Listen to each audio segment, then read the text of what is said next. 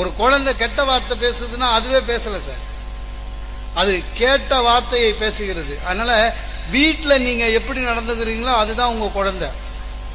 ஒரு அப்பா பையனை போட்டு அடிக்கிறாருங்க, ஏங்க குழந்தைய அடிக்கிறீங்க? பாருங்க சார், விற்கிற விலைவாசியில A4 ஷீட்டு காசு கொடுத்து வாங்கியிருக்கான், சொல்லியிருந்தா நான் ஆஃபீஸில் இருந்து எடுத்துன்னு வந்திருக்க மாட்டேன் அப்படின்னாரு. பையன் ஓ A4 ஷீட்டுன்றது வீட்டில் இருந்து ஆஃபீஸில் இருந்து எடுத்துன்னு வர்றது போல இருக்குது.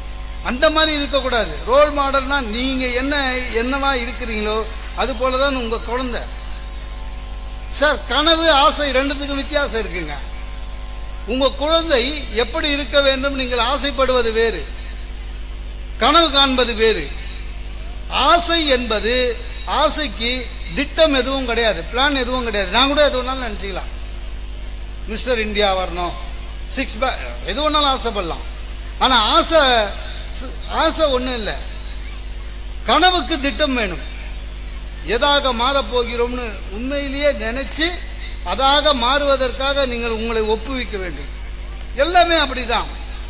இந்த குழந்தைகளுக்கு என்ன பெரிய பிரச்சனைனா அவர்களுடைய கவன சிதறல்கள். நான் ரொம்ப கேட்டுக்கிறேன் சார், இந்த லைட் ஆஃப் பண்ணுங்க. ஐக்கியூ முக்கியம் சார். நாங்க படிக்கும் போதெல்லாம் வெறும் மனப்பாடம் பண்ணா போதும். நான் மனப்பாடம் பண்ணி தான் பாஸ் பண்ணேன்.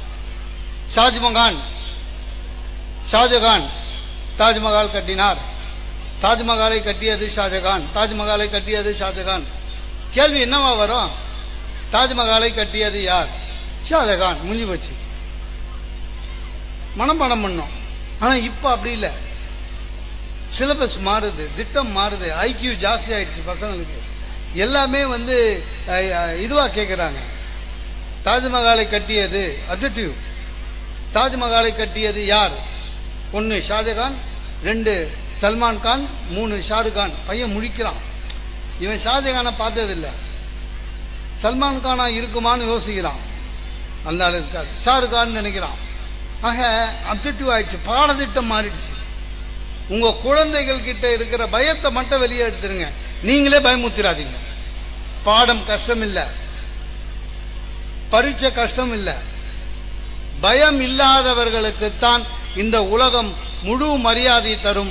பயம் யாருக்கு இல்லையோ அவர்கள்தான் உண்மையிலேயே வெற்றி பெற முடியும். சார், நம்ம மகாத்மா காந்தியை எவ்வளவு தூரம் நேசிக்கிறோமோ அவ்வளவு தூரம் நேசிப்பது நேதாஜி சுபாஷ் சந்திர போஸ். அதுக்கு ஒரே காரணம் என்ன தெரியுமா? பயம் என்ற இல்லாத ஒரு ராணுவ வீரனாக அவர் இருந்தார். சார், ஹிட்லரை பார்க்க போறார் சார், ஹிட்லரை நினைச்சாலே பயப்படுவாங்க. ஆனா இவர் ஹிட்லரை பார்த்துட்டு ஹிட்லர் கிட்ட இவர் கேட்கிறாரு, உதவி கேட்கிறாரு. அது மட்டும் இல்ல, ஹிட்லர் கிட்ட சொல்றாரு, நீங்க மெயின் கேப் என்ற புத்தகத்திலே இந்தியாவை பற்றி தவறாக எழுதியிருக்கிறீர்கள், மாற்றிக்கொள்ளுங்கன்னு. அந்த அளவுக்கு பயம் இல்லாத இருந்ததனால்தான் இன்றைக்கும் நேதாஜி சுபாஷ் சந்திர போஸை நாம் பார்த்து கொண்டு இருக்கிறோம். நம்மளுடைய பெரிய பிரச்சனை இப்ப என்னன்னா, குழந்தைகளுக்கு முதல் எதிரி மொபைல். இது ஆசிரியர் சைட்ல இருந்து ஒன்றும் பண்ண முடியாது, பெற்றோர் சைட்ல இருந்து தான் பண்ணணும். ஏன்னா குழந்தைகளை கல்வி தவிர வேறு ஏதேனும் பார்க்கிறார்களா என்பதை பார்க்க வேண்டியது உங்களுடைய கடமை தான். ரொம்ப கஷ்டமா இருக்கு சார், பெரியவங்க நமக்கே மொபைல் கஷ்டமா இருக்கு.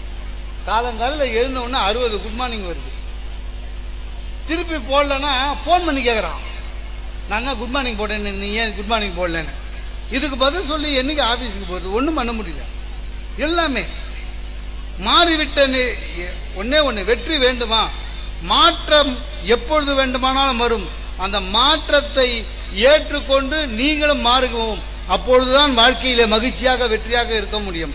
ஒன்றும் இல்லை, இப்போ ஒரு 20 வருஷத்துக்கு முன்னாடி டாய்லெட்டுக்கு தமிழ்ல கழிவறைன்னு இருந்தது. கழிவறைனா டாய்லெட்டுன்னு இருந்தது. அது இந்த இங்கிலீஷே பேசுற கும்பல் என்ன பண்ணிட்டாங்க, நமக்கே தெரியாம டாய்லெட்டுக்கு ரெஸ்ட் ரூம்னு பேர் வச்சுட்டான். இப்ப நம்மளுக்கு புரிஞ்சிச்சு, ஒன்றும் பிரச்சனை கிடையாது. சில பேருக்கு புரியாது. ஏன்னா எங்க ஆபீஸ்ல ஒரு ஜெனரல் மேனேஜர் இருக்காரு, அவருக்கு வயசு 85, இன்னும் அவர் ஜெனரல் மேனேஜரா வேலை செய்யறாரு. ஏன்னா ஃபர்ஸ்ட் எம்ப்ளாயி அவர் தான். அதனால அவரை அவருக்கு ரிசைன்மெண்ட்டே கிடையாது, ரிட்டையர்மெண்ட்டே இல்லாம அப்படியே வச்சிருக்கோம். ஆனா ஆக்டிவா இருப்பாரு. அவருக்கு இது தெரியாது, எது இந்த டாய்லெட்டு ரெஸ்ட் ரூம்னு. அவர் காலைல வந்திருக்காரு, ரிசப்ஷனில் இருக்கிற பொண்ணை காணோம். எங்க லத்தான்னு கேட்டிருக்காரு. சார் கான் டு ரெஸ்ட் ரூம்னா, காலையில் நான் ரெஸ்ட்டுன்னு சொல்லி மெமோ கொடுத்துட்டான். அந்த பொண்ணு அழுதுனுக்குது. நான் போய் கேட்டேன், என்னன்னு? சார் எனக்கு மெமோ கொடுத்துட்டாருன்னு. உள்ளே போனேன். சார் என்ன சார் மெமோ கொடுத்துட்டீங்களான்னு. ஆமாவா? அவன்யா காலங்காலில் வந்து என்ன ரெஸ்ட்டுன்னாரு. சார் நான் ரெஸ்ட் ரூம்னா பாத்ரூம் சார்ண்ணா. யார் சொன்னது? நான் தான் சார் சொல்கிறேன், எல்லாரும் சொல்கிறாங்க. அவர் சொன்னாருங்க ஒன்று, ஏண்டா உங்களுக்கு எதாவது அறிவு இருக்கா? வாடா போட தான் பேசுவார். ஏண்டா உங்களுக்கு எதாவது அறிவு இருக்கா? சாப்பிடுவீங்களா அந்த ரூம் பேருண்ணா அப்படின்னாரு. எங்கள் ஆஃபீஸில் சாப்பிட்ற ரூம் பேர் ரெஸ்ட் ரூம் சார். ஏண்டா சாப்பிட்ற இடத்துக்கும் ரெஸ்ட் ரூம்ன்றீங்க, சாப்பிட்ட பிறகு போகிற இடத்துக்கும் ரெஸ்ட் ரூம்ன்றீங்க, என்னடா இங்கிலீஷுன்னாரு. இதுவரை எனக்கு புரியல, சரியா இருக்கான்னு தெரியல. எல்லாமே அப்படிதான் மாறி போச்சு. கல்யாணம் மாறி போச்சுங்க.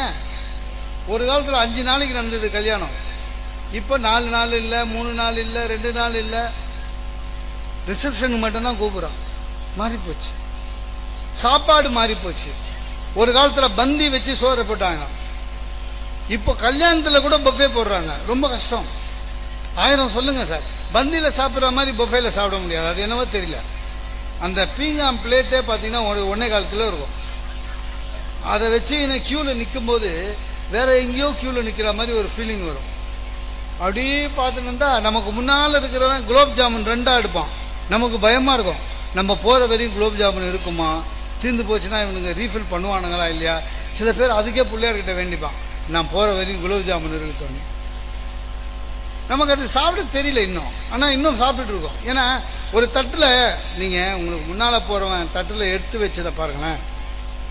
அவியல் நடுவில் குலோப் ஜாமுன் இருக்கும், ஃபுல்லாக எல்லாத்தையும் போட்டு மலை மாதிரி எடுத்துன்னு வருவான். ஏதோ 3 தெரு சுற்றிட்டு வந்த மாதிரி இருப்பான். மாறி போச்சு. மாற்றங்கள் எதுவாக இருந்தாலும் சரி, மாற்றங்களை ஏற்றுக்கொண்டு நாம் வாழ தகுதியாக வாழ்ந்தால் வெற்றி பெறலாம். மாணவர்களுக்கு மட்டும் ஒரு பெரிய சின்ன வேண்டுகோள், நீங்கள் அதை பெரிய வேண்டுகோளாக கூட எடுத்துக்கலாம். எது அவசியம் என்று பாருங்கள். இந்த வயதிலே உங்கள் நோக்கம் உங்களுடைய படிப்பு மட்டும்தான். சார் லெனின் ரொம்ப அற்புதமாக சொல்லுவான், உன்னுடைய முதல் கடமை கல்வி கற்பது, உன்னுடைய 2வது கடமை கல்வி கற்பது, உன்னுடைய 3வது கடமையும் கல்வி கற்பது. கல்வி கற்க வேண்டும், அவ்வளவுதான். வேற என்ன வேலை இருக்கு உனக்கு? வேற என்ன வேலை இருக்கு? அன்பான தாய் தகப்பனும் அன்பான ஆசிரியர் வழிகாட்டுகின்ற பொழுது படிப்பை தவிர வேற என்ன வேலை இருக்கு? படிச்சு முடிங்க, இதுதான் ரொம்ப முக்கியம். இந்த வயசுல படிச்சு முடிச்சாதான். நான் இந்த பள்ளிக்கூட மாணவ நண்பர்களுக்கு சொல்லுகிறேன், வாழ்க்கை என்பது ஆகாய விமான பயணம் மாதிரி தான். நீங்க ஃப்ளைட் பார்த்தீங்கன்னா ஒவ்வொரு பிளேனுக்குமே 4 என்ஜின் உண்டு, சரியா? மேலே பறக்கும் போது 2 என்ஜின் மட்டும்தான் ஆன்ல இருக்கும், 2 என்ஜின் ஆஃப்ல இருக்கும். ஆனா கீழே ரன்வேல போய் டேக் ஆஃப் பண்ணுதுல ஃப்ளைட்டு, டேக் ஆஃப் பண்ணும்போது 4 என்ஜினும் ஆனா இருக்கும். ஏன் தெரியுமா? அப்பதான் அது ஃபுல் ஸ்ட்ரென்த்தோட தெளிவா மேலே ஏற முடியும். பள்ளிக்கூட படிப்பு என்பது டேக் ஆஃப் மாதிரி. உங்க எல்லா கவனமும் அதில் இருந்தால்தான் உங்க வாழ்க்கை டேக் ஆஃப் ஆகும், இல்லைன்னா ரொம்ப கஷ்டம். ஆக பள்ளிக்கூடத்தினுடைய கவனம், உங்க முதல் எதிரி மொபைல். அது என்னவோ தெரியலங்க, நமக்கே கஷ்டமா இருக்கு. அதில் வர்றதும் நம்ப முடியல, நம்பாமல் இருக்க முடியல. அன்னைக்கு ஒருத்தன் போட்டிருக்கான், அதில் படித்தேன், 60 வயசு ஆகுறவங்களுக்கு ஹார்ட் அட்டாக் வருது, ஏன்னு தெரியுமா அப்படின்னு. எனக்கு 60, அதுவும் விடிய கால 5 மணிக்கு வருதான். நம்பல, இருந்தாலும் போட்டுட்டானேன்னு படித்தேன். ஏன் வருதுன்னா, இந்த விடிய கால பாத்ரூம் வரோம்ல சார், அப்போ நம்ம எழுந்துக்கிறோம்ல, அந்த மாதிரி எழுந்துக்க கூடாது. அவன் போட்டுருக்காங்க, விடிய கால பாத்ரூமுக்கு டக்குன்னு எழுந்துக்கிறாங்க 60 வயசுக்கு மேலே இருக்கவங்க. என்ன ஆகுது, அது வரையும் தூங்கின்னு இருந்த மூளை திடீர்னு சுறுசுறுப்பாகி ஃபுல் ப்ரெஷரில் பிளட்டை கொடுத்து ஹார்ட் வந்து ஃபுல்லாக ஃபங்க்ஷன் ஆக ஆரம்பிக்கும் போது கக்குன்னு நிறுத்திடுமா. எனக்கு என்னன்னா, நம்மள இருந்தாலும் 60 வயசாச்சே, எதுக்கு படிச்சு வைப்போன்னு. அதுக்கு என்ன பண்ணணும்னு எழுதி வச்சுக்கிறான் கீழே. என்ன நான் பார்த்தேன், அது எழுதிருக்கான் சார். முழிப்பு வந்தவுடன் எழுந்திருக்காதீர்கள், கண்ணை திறந்து உத்திரத்தை ஒரு 5 நிமிடம் பாருங்கள். எது? பாத்ரூம் போறதுக்கு. அப்புறம் மெதுவாக அப்படியே எழுந்து உட்காரக்கூடாது. இடது பக்கமோ அல்லது வலது பக்கமோ சாய்ந்த மாதிரி எழுந்து உட்காரணும். தரையிலே படுத்திருப்பவர்கள் எதையாவது ஊன்றிக்கொண்டு எழுந்திருக்கவும். கட்டிலில் படுத்திருப்பவர்கள் சட்டென்று இறங்க வேண்டாம். கட்டில் முனைக்கு வந்து காலை கொஞ்சம் நேரம் மாட்டி விட்டு இறங்கவும். அப்போதான் ரத்த ஓட்டம் சரியா இருக்கும். இதெல்லாம் எதுக்கு? பாத்ரூம் போறதுக்கு. சார் நம்ம தூக்க நடுவில் மறந்துடுவோம் இதெல்லாம். அன்னைக்கு ஆனால் ஞாபகம் வந்துச்சு எனக்கு. கண்ணு முழிச்சேன், பாத்ரூம் போனோம். இவ்வளோ எக்ஸசைஸ் பண்ணி போகணுமா இல்லை காலையிலேயே பார்த்துக்கலாமான்னு யோசித்தேன். சரி போயிடலாமேன்னு கண்ணை திறந்து உத்தரத்தை ஒரு 5 நிமிஷம் பார்த்தேன். அப்புறம் சைடு வாக்கா எப்பவுமே எழுந்தேன். அவசரமாக போகணும், வேறு வழியில். திருப்பி கொஞ்சம் கொஞ்சமாக போய் அந்த கட்டில் முனையில் நின்று காலை ஆட்டினேன். என் ஒய்ஃபு முடிச்சிக்கணும். அவள் என்னங்க நைட்டில் சர்க்கஸ் பண்ணினுக்கிறீங்கன்னு. ஏமாத்து வேலை, நம்பாதீங்க. இன்னொன்று சிலது சொல்லுவான், சார் அது முடியாதது இல்லை. அவன் போட்டிருக்கான், உடம்பு ஆரோக்கியமாக இருக்க வேண்டுமா 3 வேளையும் சமைத்து சூடான உணவை சாப்பிடவும். முடியுமா சார் அது? ஃப்ரிட்ஜ் எதுக்கு இருக்குது வீட்டில்? முடியவே முடியாது. ஒரு வாரம் முன்னால் சாம்பார் சாதம் சாப்பிட்டுட்டு என் ஒய்ஃப் கிட்ட சொன்ன, சாதம் போட்டு கொஞ்சம் ரசம் ஊற்றுன்னேன். ஐயோ ரசம் வெளியே எடுக்க மறந்துட்டேங்க அப்படின்னா சொல்லிட்டு உள்ளே போகிறான். உள்ளே போய் ஃப்ரிட்ஜை திறந்தா தலையை உள்ளே விட்டா ஒரே பாத்திரங்க சத்தம் கலாங்கலாங்கலாங்கன்னு. திடீர்னு ஒயிட் ரைஸ் வரும்னு நினச்சா 2 கொழுக்கட்டை இருந்து வச்சா. என்ன கொழுக்கட்டை அப்படின்னு. சாப்பிடுங்க, உங்களுக்கு தான் கொழுக்கட்டை பிடிக்குமே. நான் எனக்கு கொழுக்கட்டை பிடிக்கும். சரி ஏது அப்படின்னா, பிள்ளையார் சதுர்த்திக்கு பண்ணது. நான் சார் செப்டம்பர் 18ஆம் தேதி பிள்ளையார் சதுர்த்திக்கு பண்ணது. ரசம் தேடும் போது இது கட்சிதுன்றா. எல்லாம் இந்த அகழ்வாராய்ச்சியில் தேடுற மாதிரி தான். இன்னும் சொல்றேன்னா சங்க காலத்து சாம்பாரே வரும். இது என்னங்க இன்னொருத்த சொல்லியிருக்கான் சார், சயின்டிஸ்ட். அவன் வந்து இதை 10 வருஷம் ஆராய்ச்சி பண்ணி கண்டுபிடிச்சிக்கிறான். என்னன்னா, உங்களை யாராவது உங்கள் மனத்தை காயப்படுத்தி விட்டால், அதாவது ஹர்ட் பண்றோன்றல்ல, யாராவது உங்கள் மனதை காயப்படுத்தி விட்டால் அவர்களை உங்கள் மூளை மன்னிப்பதற்கு 15 to 18 மாதம் எடுத்துக்கொண்டு இருக்கிறது அப்படின்னு. அதாவது ஒரு ஆள் நம்மளை ஹர்ட் பண்ணிட்டா அவங்கள நம்ம மன்னிக்கிறதுக்கு நம்ம மூளை எடுத்துக்கிற டைம் அது. பொய். அதை நான் நம்பவே இல்லை. 20 வருஷம் அது எனக்கு கல்யாணம் ஆகி. எங்கள் மாமனாரை இப்போ நினச்சாலும் நம்ம பிபி ஏறும். பொய். இதெல்லாம் தான் வரும் சார். ஒரு கிளிப்பிங் எல்லாம் பார்த்து இந்த யூடியூப் வந்தாலும் வந்தது. எங்கள் அத்தை 72 வயசுங்க. கொரோனாக்கு முன்னாடி 72 வயசு. உடம்பு சரியில்லாமல் இருந்தாங்க. கொரோனா இல்லை, உடம்பு சரியில்லாமல் இருந்தாங்க. போய் பார்க்கலான்னு போனேன். எங்கள் அத்தை சொல்லுது, நீ யூடியூப்பில் நிறைய வர, டிவியில் நிறைய வர, எனக்கு கூட ஒரு சான்ஸ் வாங்கி கொடுப்பா, எல்லாரும் மாதிரி நானும் சமையல் பண்ணுறேன்ச்சு. அத்தை நீ நான் சமையல் பண்ணுவேன் 72 வயசில்? என்ன இல்லைப்பா, நான் உப்புமா பண்ணுவேன். எது உப்புமா? ரவை உப்புமா நல்லா பண்ணுவேன். இது பண்ணுறதுக்கு யூடியூபா அப்படின்னா? ஆமாப்பா. என்ன இப்படி சொல்கிற? உங்கள் மாமா உயிரோடு இருக்கும்போது அப்பப்போ பண்ணி கொடுப்பேன். அதாவது ரவை உப்புமா பண்ணி போட்டு எங்கள் மாமாவை போட்டு தள்ளிக்குது அது. சார் இறந்துட்டாங்க சார் அந்தம்மா. அவங்களுக்கு 2 பொண்ணு இருக்கு. இறந்துட்டாங்கன்னு போய் பார்க்குறேன். அவங்க பொண்ணுங்க நான் என்ன பார்த்தோன்னா சொல்லுது, மாமா எங்கள் அம்மா கடைசி ஆசையை கூட நீ நிறைவேற்றலையே மாமான்னு அழுதுகினே. ஏதோ அவங்க என்னமோ காசி பூனாக்கு போகிற மாதிரியும் நான் அதை குடும்பமாக விட்டா மாதிரியும் யூடியூப்பில் வர்றதுக்கு ரொம்ப கஷ்டம். என் ஒய்ஃப் அன்னைக்கு சொல்கிறாங்க, வெளியே சுத்தாமல் மத்தியானம் சாப்பாட்டுக்கு வாங்க, சிக்கன் பிரியாணி பண்ணுறானா. இந்த நாக்கு கேட்குதா? அலைஞ்சின்னு வந்தேன். சிக்கன் பிரியாணி வச்சா சார் ஊர்கானா தான் அடிச்சுதுங்க. என்னடா அது ஊர்கானா தான் அடிக்கு, என்னது இது அப்படின்னு. ஆவக்காய் சிக்கன் பிரியாணின்னு நான் சொன்னேன். சிக்கன் பிரியாணி என்ன ஊர்கா? ஆமாம், இது உனக்கு செய்ய தெரியாதே, யார் சொல்லி கொடுத்ததுன்னா? யூடியூப்பில் கற்றுக்கிட்டேன்னா. யூடியூப்பில் யார் சொல்லி கொடுத்ததுன்னு? வனிதா விஜயகுமார்னா. கம்முன்னு சாப்பிட்டேன். இல்லைன்னா அது ஒரு பெரிய பிரச்சனையாகும். எதுக்கு பிரச்சனை? எல்லாமே பாதி பொய். இந்த பசங்களாம் அதை நம்புறாங்கன்றது தான் கவலை. இந்த மாணவர்களுக்கு எது உண்மை எது பொய்ன்னு தெரியாது. சார் நான் பட்டிமன்றம் பேசுகிற நடுவர் சார், யூடியூப்ல அன்னைக்கு பார்க்குற செத்துட்டாருன்னு வந்துச்சு. அவர் ஊரில் இருக்காரு, செத்துட்டாருன்னு வச்சு நான் சென்னை. சரி ஃபோன் பண்ணி கன்ஃபார்ம் பண்ணிக்கலான்னு சொல்லிட்டு என்ன பண்ணிட்டேன், செல்ஃபோன் பேச முடியாதுல்ல, அவர் தான் செத்துட்டாரு, எடுக்க மாட்டாருன்ட்டு லேண்ட்லைனில் போட்டேன். எடுத்து ஹலோன்னாரு. ஐயா தவறிட்டாங்களாம். டை ஐயா தான் பேசுகிறேன்னு. ஐயா நான் உடனே, நம்மளும் பேச்சாளர் தானே, ஐயா சாரி ஐயா, நான் இந்த மாதிரி யூடியூப்ல தெரியும் சொல்லு அப்படின்னா. யூடியூப்ல பார்த்தேன் ஐயா, எனக்கு ரொம்ப இதுவாகிடுச்சுங்க ஐயா. ஐயா ஒன்று செய்யா, நான் அவரே பெரிய பேச்சாளர், பட்டிமன்ற தடுவார். நான் அவருக்கு ஐயா நீங்கள் ஒன்று, ஏன்னா தெரியாதமா கேட்டேன் சார், அதை வரைக்கிறதுமேனு. ஐயா நீங்கள் ஒன்றும் நினைக்காதீங்க ஐயா, இது வந்து ஒரு அதிர்ஷ்டம் மாதிரி ஐயா, இது நல்லதுக்கு தான் ஐயா, இந்த மாதிரி நியூஸ் சொன்னால் நீங்கள் 100 வருஷம் இருப்பீங்க ஐயா எல்லாம் சொன்னேன். அவர் யாரு? அவர் டை அதெல்லாம் இருக்கட்டும், இது உண்மையாக இருந்தால் கூட நீங்கள் வெறும் ஃபோன் பண்ணி தான் விசாரிப்பியா, நேரில் வந்து பார்க்க மாட்டியா? சும்மா இருக்கணா இல்லையான்னு பார்க்குறேன். சார் வச்சுட்டாரு. வச்சது மட்டும் இல்லை, அன்னிலேருந்து எந்த பட்டிமன்றத்துக்கு அதை பேசவே கூப்பிடுறது இல்லை. ஏன்னா அவருக்கு நேரில் போலியேன்னு ஒரு அர்த்தம். ரொம்ப கஷ்டம் உண்மையிலேயே. மாணவர்களே, நீங்கள் படியுங்கள், ஆங்கிலம் நன்றாக படியுங்கள், எவ்வளவு முடியுமோ ஆங்கிலத்தில் படியுங்கள், ஆங்கிலத்தில் பேசுங்கள். இந்த உலகம் முழுவதும் உங்களுக்கு வேலை வாய்ப்பு வேண்டும் என்றால் ஆங்கிலத்தை தவிர வேறு மொழி கிடையவே கிடையாது. ஆனால் தமிழை மறந்து விடாதீர்கள்.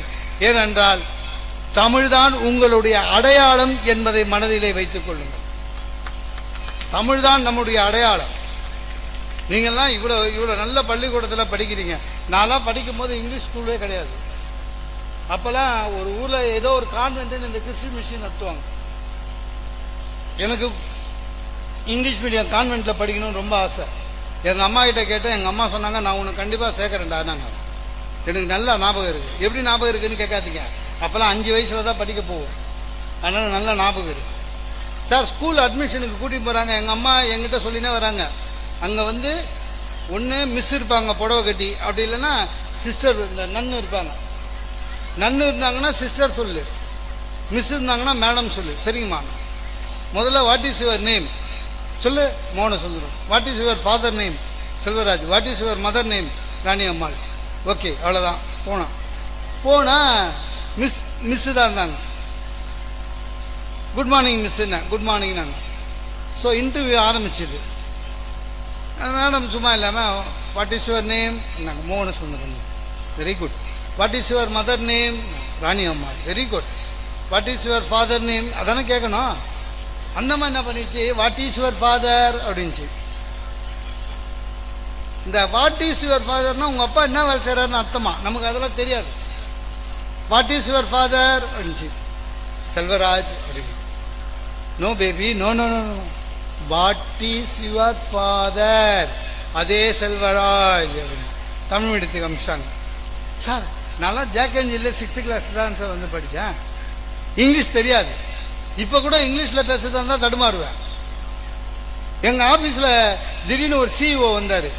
எங்கள் ஆஃபீஸு தமிழ், எங்கள் சேர்மன் தமிழர், நாங்கள் எல்லாம் ஆஃபீஸில் தமிழ் தான் பேசியிருப்போம். ஒரு சிஇஓ வந்தார். சிஇஓவும் தமிழர் தான், ஆனால் அவர் வந்து இல்லை இங்கிலீஷ்கார மாதிரி வந்து வாட் நான்சென்ஸ், எல்லாம் தமிழில் பேசினீங்க. Office language only English. என்கிட்ட இல்லை, எல்லாருமே இங்கிலீஷில் தான் பேசணும்ட்டாரு. சொல்லிட்டு என்ன உள்ள ரூமில் கூப்பிட்டாரு. நான் போனேன். நீங்கள் ஏதோ வெளியில் தமிழில் பட்டிமன்றம். Yes sir. அதெல்லாம் வெளியில், ஆஃபீஸ் உள்ள ஒன்லி தமிழ். Yes sir. முடிஞ்சு போச்சு. அதுலேருந்து அவர்கிட்ட பேச்சே வச்சுக்கிறது இல்லை. எதுக்கு சார், ஏதாவது பேசணும் இங்கிலீஷில் பேசணும். இந்த தமிழை டிரான்ஸ்லேட் பண்ணி உள்ள அது தப்பு தவறுமா தொக்கி கிக்கி பேசி விட்டுட்டேன். அவர்கிட்ட பேச்சே இல்லை. என்ன ஆச்சு, நான் என் ஆஃபீஸ்க்கு ஸ்கூட்டரில் போவேன், ஆக்டிவாவில், ராயபுரம் சென்னையில். அன்றைக்கி போகும்போது என்ன பண்ணிட்டேன், ஒரு வேனு குட்டியானன்னு ஒரு வேனு இருக்குது. அது என்ன கம்பெனி தெரியாது, குட்டியானன்னு எல்லாம் சொல்லுவான். அந்த வேனில் பின்னால் போய் இடித்து என்னோடய ஸ்கூட்டர் மட்காட்டு நசுங்கிடுச்சு. இப்போ மெக்கானிக்கிட்ட போய் தான் நான் ஆஃபீஸுக்கு போக முடியும். மணி 7. லீவு சொல்லணும்னா சிஇஓ கிட்ட தான் சொல்லணும். சிஇஓ கிட்ட சொல்லணும்னா இங்கிலீஷில் தான் சொல்லணும். பெரிய தலைவலி. ஃபோன் பண்ணேன், குட் மார்னிங் அப்படின்னாரு. என்னன்னு சொல்கிறது சார், ஐ ஹீட் ஸ்மால் எலிஃபென்ட் சார்னு. அந்த 7 மணிக்கு பிபி ஏறிச்சு அவருக்கு. What nonsense you are talking, you are writing in the forest. ஊழல் என்ன சொல்கிறது தெரியல சார். ஹிட்டு தெரியும், ஸ்மால் எலிஃபென்ட் தெரியும், மட்காடு நசுங்கிடுச்சு. அதுக்கு நசுங்கிடுச்சுக்கு இங்கிலீஷில் தெரியல. இல்ல சார் சொட்டையாயிடுச்சுன்னு சொல்லலாம். சொட்டையாயிடுச்சுன்னா அவருக்கு புரியும், அவரு தமிழர் தான், ஆனா அவரு சொட்டை, அதனால அவனுக்கு காலங்கால அவரை திட்டுறோன்னு நினைச்சுக்க போறான்ட்டு எனக்கு தெரிஞ்ச ஒரே English, sir I am suffering from fever sir. Sir எனக்கு ஆங்கிலம் அப்பப்போ அவ்வளவா தெரியாது, ஆனா என் தாய்மொழி தமிழ பேசி சமாளிக்க தெரியும். தாய்மொழியில தெளிவா இருக்கிறதுனாலதான் இன்னைக்கு உலகத்துல இருக்கிற எல்லா நாட்டுக்கும் போய் பேசிட்டு வரேன் பாருங்க. அதுதான் என் தாய்மொழி எனக்கு கொடுத்த பரிசு. ஆங்கிலம் என்பது வேலைக்கான மொழி, தமிழ் என்பதுதான் நம்முடைய. நம்ம குழந்தைங்களுக்கு இப்ப என்ன தெரியுமா சார் பெரிய பிரச்சனை, எதை அடைய வேண்டும் என்ற தெளிவு இருக்குல்ல, அம்மா அப்பாங்க தான் அதை சொல்லி தரணும். இந்த குழந்தைங்களாம் பாத்தீங்கன்னா எல்கேஜி படிக்கும் போது, தம்பி நீ என்னவா வர போற, டாக்டர் என்ஜினியர் அப்படின்னா, +2 முடிச்சு பையனை கேளு, தெரியல சார் எங்க அப்பாவை கேட்கணும்ன்றான். எதை அடைய வேண்டும் என்ற இலக்கே தெரியவில்லை. நம்மளே நிறைய பேருக்கு தெரியாது. உடுப்பி ஹோட்டல்ல போய் உட்கார்ந்த பிறகு 4:30 மணிக்கு சாயங்காலம் என்ன சார் இருக்கும் உடுப்பி ஹோட்டல்ல, தெரியாது நம்மளுக்கு என்ன இருக்குது, அது கேள்வி கேட்போம். ஏன் உடுப்பி ஹோட்டல் என்ன இருக்கும், என்ன இருக்கு, அவன் பாவம் தொண்டை வச்சு 4 ஐட்டம் சொல்லுவான், 2 இட்லி சாம்பார் எடுத்துவான். அதுதான் சொல்ல வேண்டியது தானே.